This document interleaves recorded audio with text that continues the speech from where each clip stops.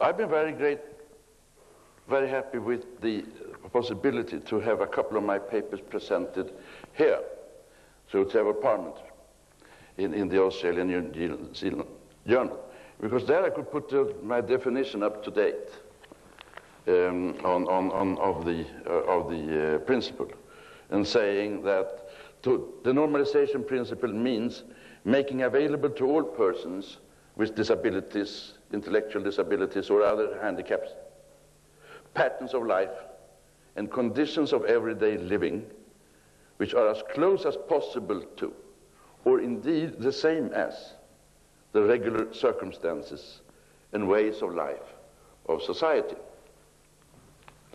And I'm glad that I could make it up to date in this way.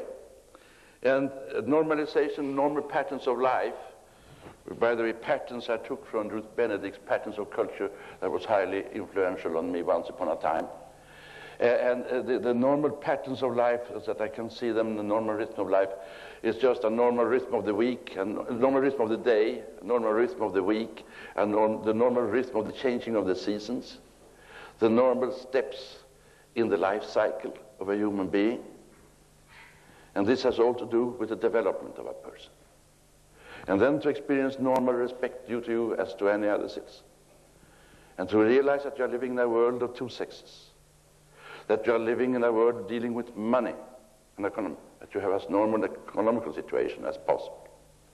And also that you live in an environment where also you should live as close to normal environments or in the same environments as other persons do.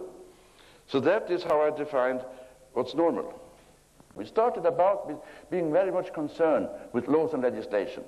I was in the parent organization where I was ombudsman for 10 years and accepted. And we were very much concerned improving the laws and getting in all the things that we as parents wanted to get in. And we also wanted to have later on found a firm basis. And we had a conference on legal aspects of mental retardation in Stockholm, 1967. It was a very important kind of symposium. Richard Sterner, my chairman, led it brilliantly. And we had a lot of input, both by Mikkelsen and Carl Grunewald and myself and Yvonne Postenak and José Eguía, and there were people from all over the world. And we get very important kind of statements made that later led to the League's International Parent Organizations League Conference in Jerusalem on the rights of the mentally handicapped. And then the French Parent Organization took to the French government, that put it into United Nations, that then took it to the UN Declaration of Rights.